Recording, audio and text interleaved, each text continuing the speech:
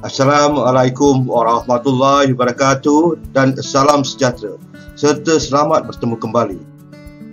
Bagaimanakah keadaan sahabat dan semua ahli keluarga?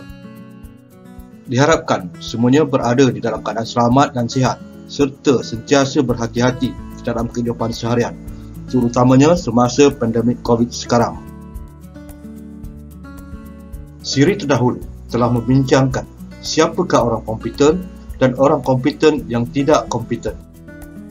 Perbezaan ketara di antara kedua-duanya ialah orang kompeten yang benar-benar kompeten bukan sahaja setakat layak, bahkan juga cekap dan mampu melaksanakan dan menyiapkan tugas dengan sempurna.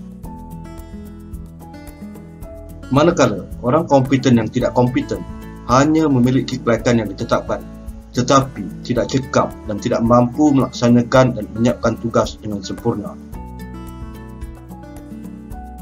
Orang kompeten yang benar-benar kompeten berupaya memainkan pelbagai peranan dengan cekap dan berkesan semasa melaksanakan kewajipan dan tanggungjawab mereka.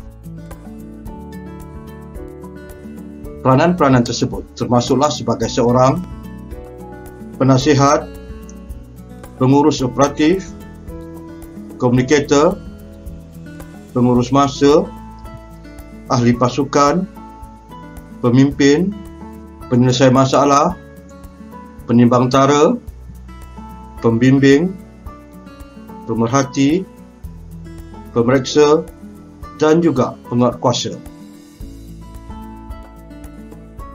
Mereka menerapkan dan mengamalkan kemahiran insaniah yang bersesuaian secara berhemah dan berkesan semasa memainkan peranan-peranan tersebut.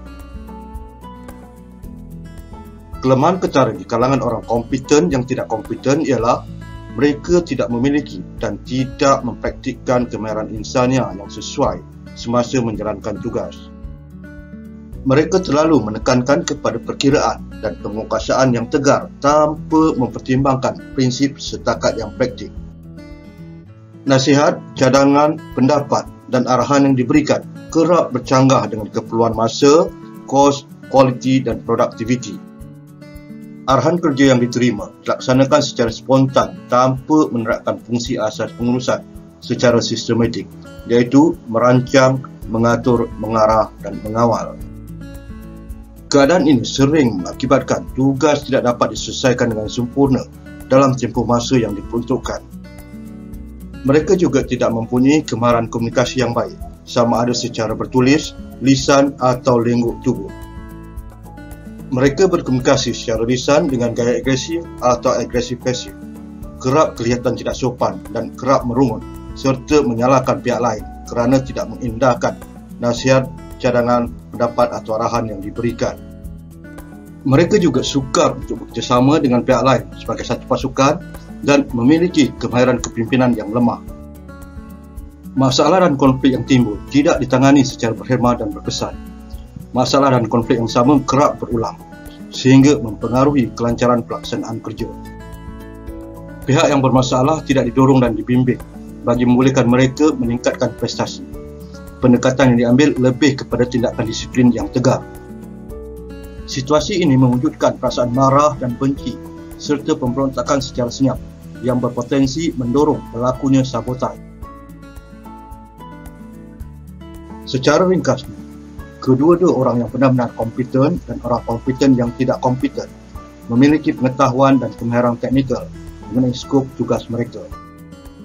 Selain dari pengetahuan dan kemahiran tersebut, orang kompeten yang benar-benar kompeten juga memiliki pengetahuan kemahiran insaniah yang baik dan mengamalkannya secara berkesan semasa menjalankan tugas mereka. Walaupun memiliki pengetahuan dan kemahiran teknikal mengenai skop tugas mereka, orang kompeten yang tidak kompeten tidak memiliki dan tidak mengamalkan kemahiran insaniah yang sewajarnya. Tidak dinafikan, pengetahuan dan kemahiran teknikal adalah asas kepada semua tahap kompetensi. Namun begitu, kemahiran insaniah diperlukan sebagai tiang seri untuk menjadi orang kompeten yang benar-benar kompeten. Kemahiran insaniah yang dimaksudkan merangkumi kemahiran interpersonal untuk berinteraksi dan berkomunikasi dengan orang lain.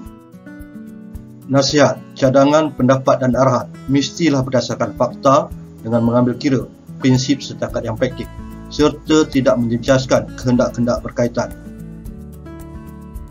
Pernahkah sahabat-sahabat mendengar atau mengucapkan, kalau aku jumpa dia tergolek di tepi jalan, bukan aku tolong dia, tetapi aku pijak-pijak dia sampai mati?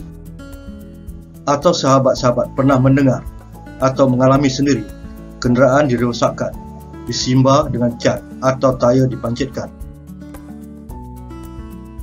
Mengapakah kejadian-kejadian tersebut berlaku? Tanya diri anda sendiri.